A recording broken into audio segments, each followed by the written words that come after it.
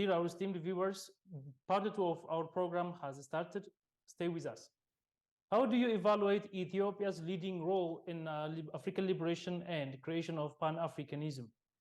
I think it's huge. Uh, Ethiopia, I think, has played a very huge role, from 1963, because without Kwame Nkrumah's initiative, we would not have had the Organization of African Unity. But without, the initiative by the Emperor Haile Selassie, again, the Organization of African Unity, or the OAU, and the African Union, which we have today, would not have been existent, regardless of how much fight Nkrumah, tried to put up for the formation of a union government on the African continent.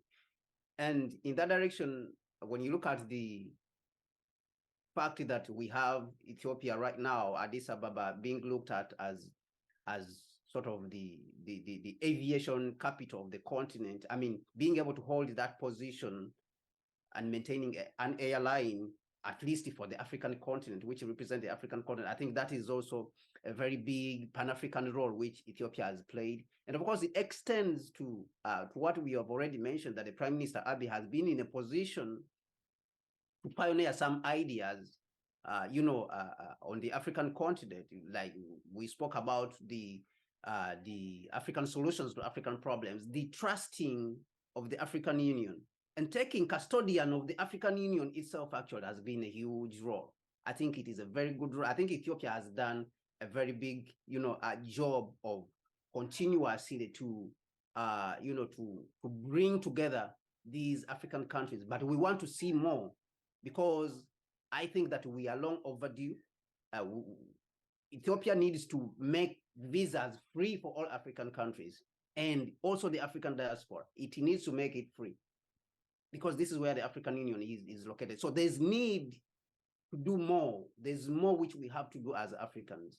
And I think Ethiopia also has to do more in that area. IGAD is involving in negotiating peace deals among member countries, but Sudan is still occupying some land from Ethiopian territory. In this case, one, Ethiopia hasn't tried to address the issue through military force, but invited for round-table negotiation. Second, when the two warring parties in Sudan are busy with a struggle for power, Ethiopia hasn't taken the situation as an advantage and opened war on Sudan. That is to take back its land. Third, through IGAD, Ethiopia is doing its best to bring the two warring groups in Sudan to negotiate onto negotiation table. So, how do you see Ethiopia's peace advocacy?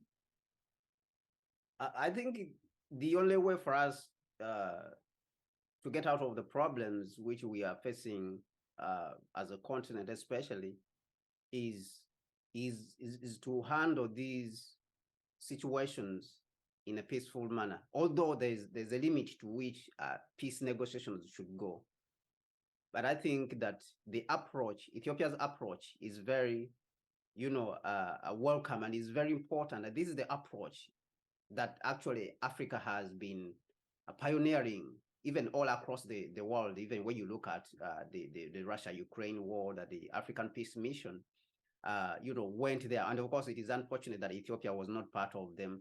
Ethiopia, I think, has a history in resolving these issues. Of course, notwithstanding the problems which Ethiopia still has at home, with different tribes, warring.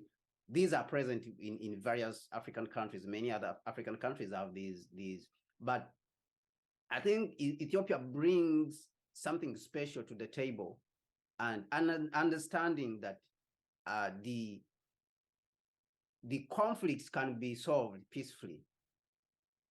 But on the other side, one thing I would like to put across is that there should be an understanding, like in regions, for example, like Sudan, you have certain groups which are fighting between these generals. And when a general who is hostile to Ethiopia, is elected or is allowed to be in power, we have seen the United States, of course, I can mention out the United States, that before the overthrow of President al-Bashir, the United States had not had an embassy in Sudan for almost 20 years. So these things, of course, need to be noted. And I know the Minister of Foreign Affairs, in Ethiopia is noting these things, is paying attention to these things.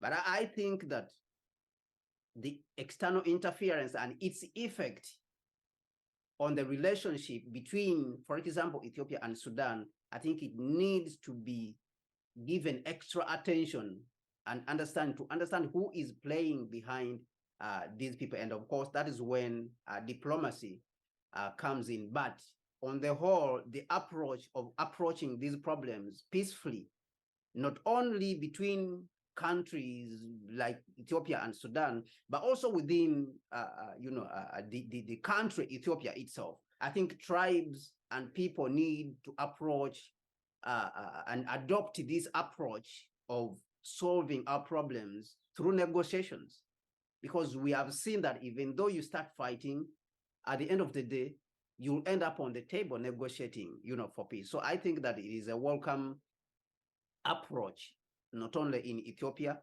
and not only between Ethiopia and Sudan, but all across the African continent. I think we need to adopt this approach. Ethiopian Airlines is joining almost all Africans today.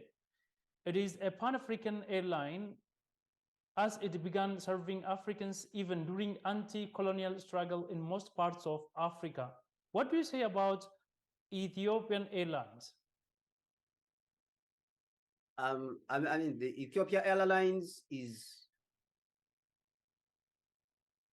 a pride. I know that Kenya Airways, of course, they say they are the pride of Africa. Kenya is the pride of Africa.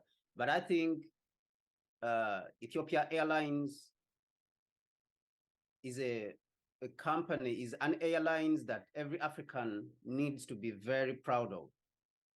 And I speak this from the bottom of my heart, that every African needs to really be proud of what Ethiopian Airlines has achieved. You have seen that majority of airlines which we have formed even after Ethiopian Airlines in the 60s, in the 50s, because Ethiopian Airlines had been formed earlier in the 1930s and 1940s, they collapsed. You go to places like Nigeria, you go places like Ghana, you go to places like Uganda, you go and see the East African Airways, all these collapsed. And some of them actually are attempting to just put back their airlines, like you are seeing Uganda is trying to put up, its Uganda Airways.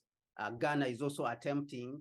Nigeria, which is considered to be the giant of Africa, is also attempting to put back its airlines. And Ethiopia actually is in the play of trying to, Ethiopia Airlines is trying to help Nigeria to put back, even though, of course, there has been some controversy within the Nigeria itself, not with Ethiopia, but within Nigeria itself, because of the middle class and the power. Of course, that is something which we can discuss later.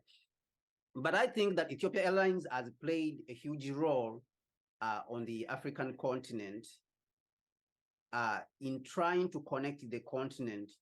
And we should all, as Africans, be proud, and the management and the country itself as Ethiopia should be proud of the work that has been done by Ethiopian Airlines. I've been flying Ethiopia Airlines myself and going through, Addis Ababa, numerous times at Bole, at the airport in Bole.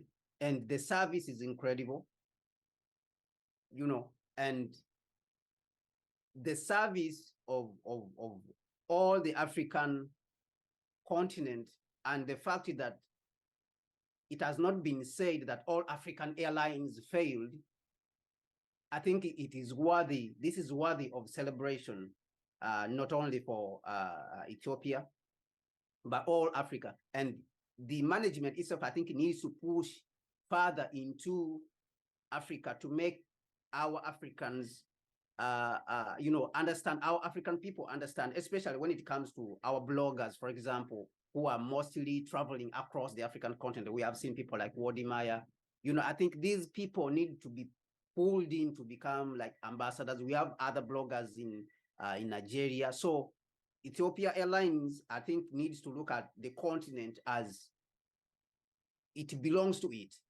A space which belongs to it. It needs to look at Africa as, this is a space which belongs to me. I'm the master here, because there's no other airlines, airlines company that has been able to be successful as Ethiopia Airlines has done on the continent.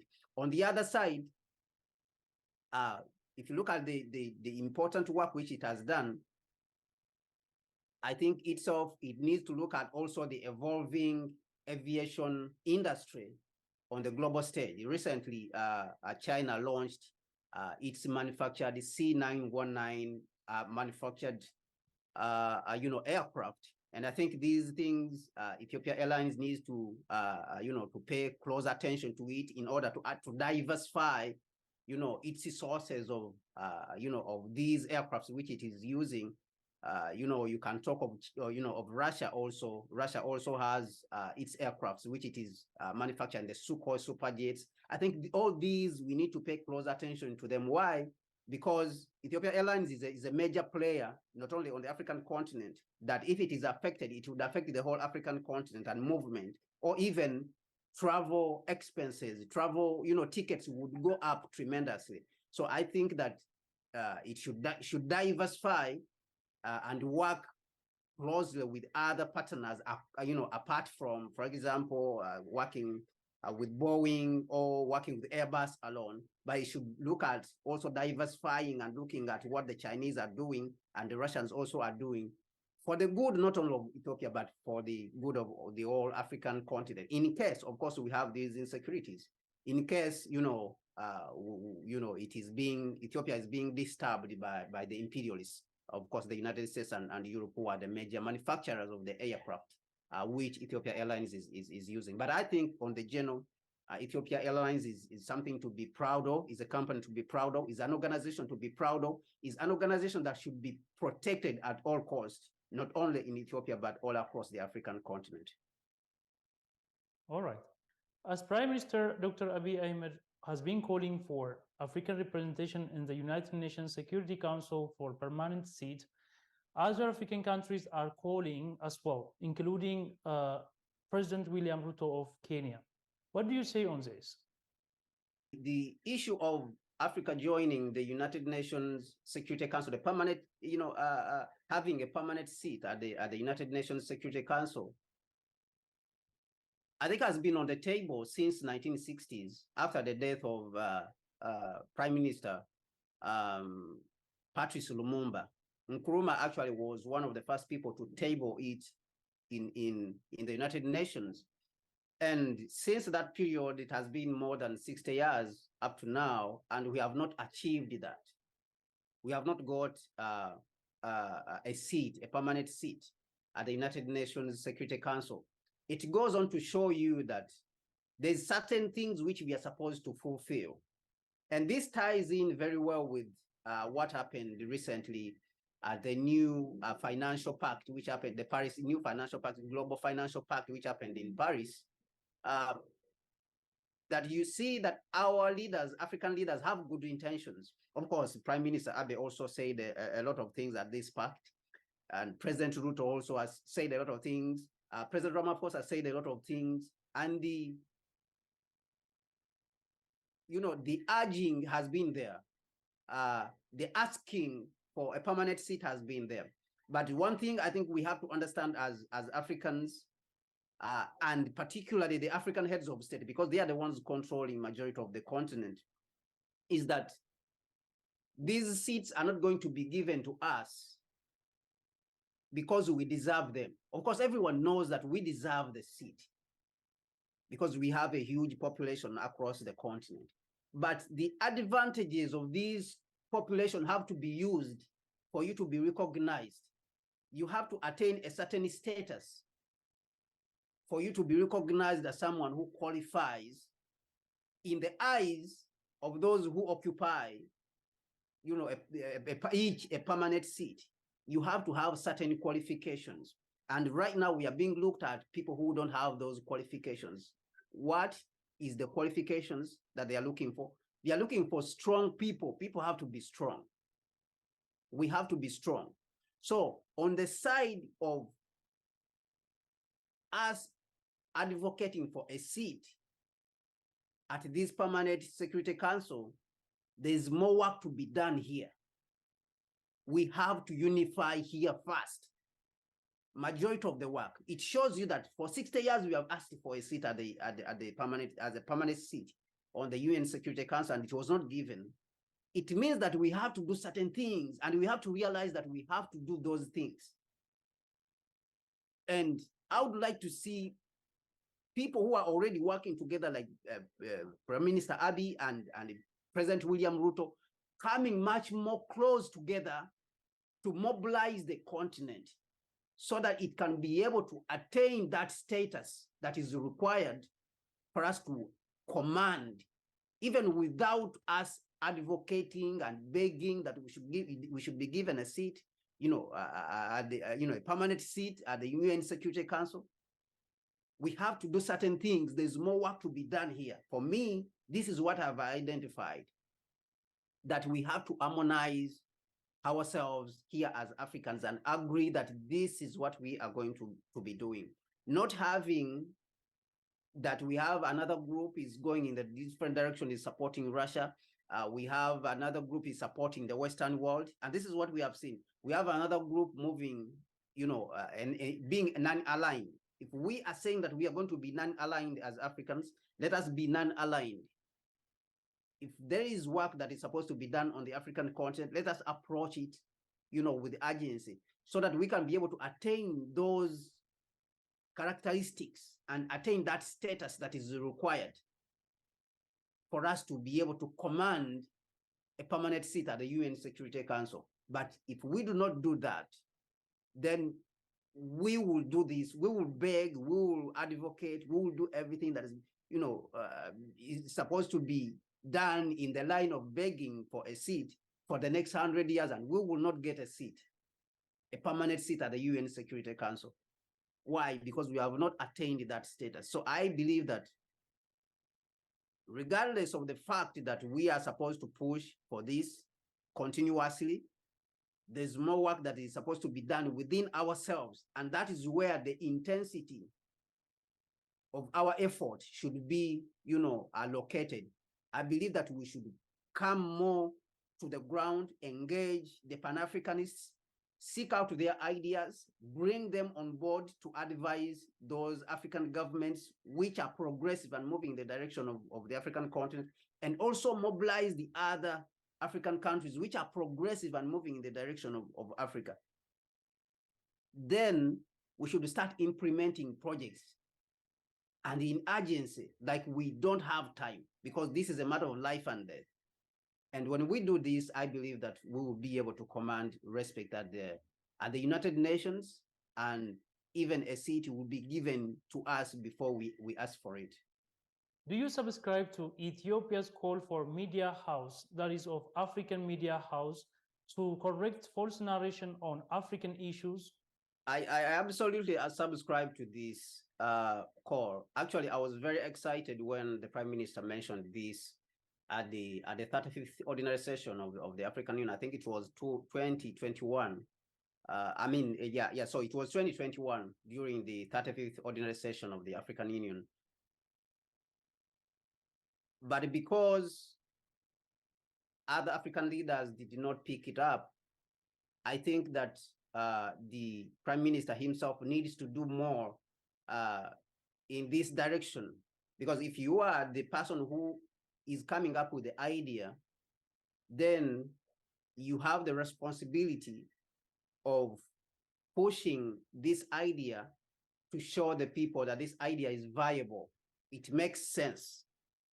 Of course, everyone knows that the idea makes sense. But again, people need to be convinced, to show the seriousness of the person who came up with the idea. This is a very good idea, because Africa's image has been tainted all across the globe. That you have these media houses which don't come from Africa, they come and comment about Africa. They don't even know what is happening in the regions. You can talk of BBC, you can talk of CNN, you can talk of Al Jazeera. They do not stay here on the African continent, but they have the audacity, to comment about Africa on the global stage and paint a picture of them being experts on the African continent. And yet we have experts on the African continent. Of course, you can talk of even your media house like OBN, that it brings on board Africans like me, I mean, to talk about the continent, to talk about what is happening on the ground. But these media houses like CNN, they do not even come to Africa to bring people, to look for people who have information on what is really happening on the ground in Africa. So this idea is potent in that line, that it would help to uplift Africa's image. But the initiator of that idea has to push it. He has to push it to other African heads of state. I want to see, you know, for this idea, I want to see the government, of course, committing some resources to the idea and starting. It has to start. And the idea doesn't have to start, of course, in Ethiopia if you want it to work, because they may think that you want to control it in a certain way. But you could invite our media people on the African continent and say, we need you people to start something. And these are the conditions in which this media house should move. And we need you to make sure that you mobilize all the other African media people so that they can come into this media house, this African media house. So whether that has been done by the Prime Minister's office, I don't know. Maybe that is something I need more information about. But I think this is the way it has to go, that he has to invite either African media people, you know, to Addis Ababa. You know, we have our young African, you know, YouTubers and all these people. These are the people who are now trying to work to reshape, you know, retell Africa's story. They are trying to paint a new picture of Africa. So I think these are the people you need very much to concentrate on, you know, other than the older generation. Of course, we have an older generation which is already, you know, has been absorbed into the media, the Western media machinery, that some of the media houses, even on the African continent, instead of going out there to look for the news, they copy and paste what CNN has put up. They copy and paste what BBC, they go to the website and just copy and paste what BBC has put out there. Whether it is Fox News, whether it's CNN, whether it's Sky News, whether it's Al Jazeera. Some of the media houses, actually many of them on the African continent, they just go and copy it and paste it in their newspapers. You see, so I think that such a group of people is not what you need to focus on. You need to focus on the new generation of people who are trying to look at Africa in a new way. And we have those people, you know, filled all across the, you know, YouTube and across the African continent. So I think that the Prime Minister and his office, the office that is responsible for media, just needs to go out there and dedicate some time and identify these people, invite them to Addis Ababa and put this before them, and then let them start running with it. How should Africa become economically independent?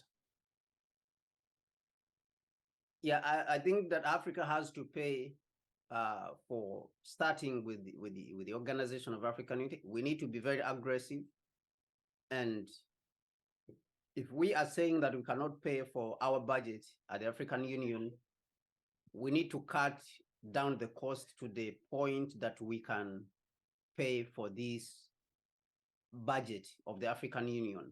That is number one. Without that, I don't think we are going anywhere. We have to take control of our resources as Africa.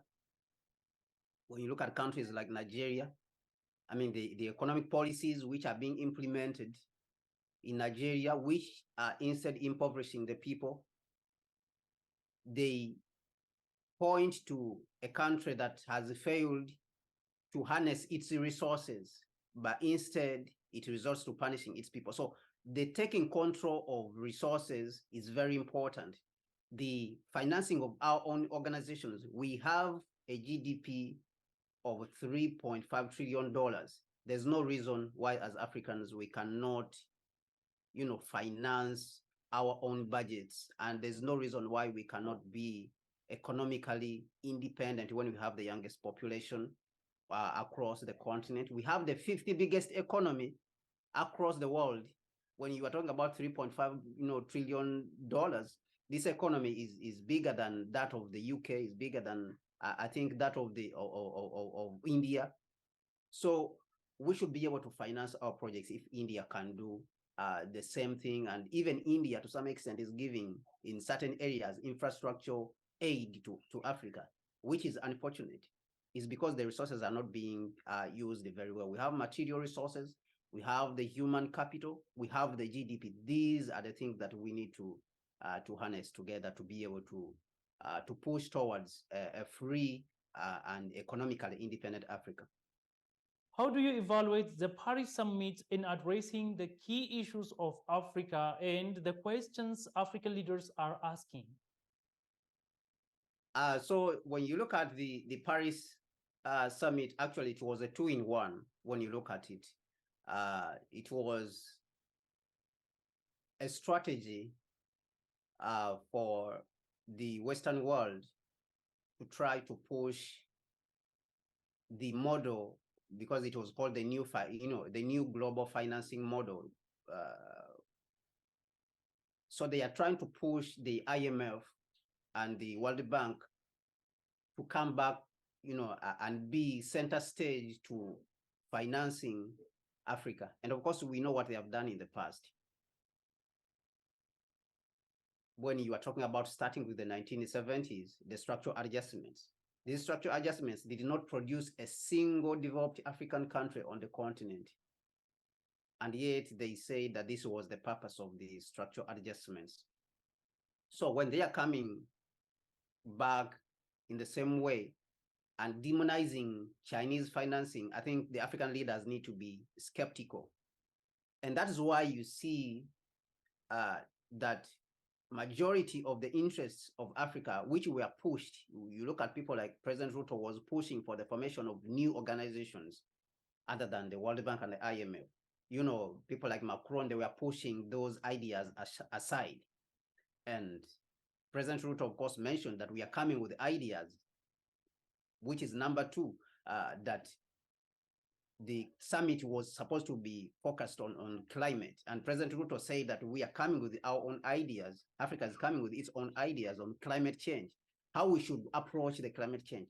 Of course, those ideas were pushed aside because the purpose of this summit, of the Paris New Global Finance Pact, was to reposition the IMF and European and Western ideas, to impose them on Africa. That was the purpose. Because we saw in 1944, 1945, the formation of the IMF and World Bank and all the other institutions. It was for the new changing world order of that period. Now, today, there is a new changing world order. You can talk of BRICS that is being formed. This is an attempt by them, actually, to subjugate Africa and fight against the emerging world of multipolarity, the emerging multipolar world. And I think that African leaders need to pay very close attention to that. And what does that say to us? What does that say about us as Africans? I think that it says to us that we should move much more to African solutions on the African continent. We should intensify talking to each other. We are not talking to each other enough. The solution to Africa's predicament and problems is not in these summits. The solution is here on the African continent, and that is where we should find the solution. Pan-Africanist Kwame Gonza, thank you for your precious time. Thank you very much. Dear our esteemed viewers, this is the end of our program. Thank you for watching.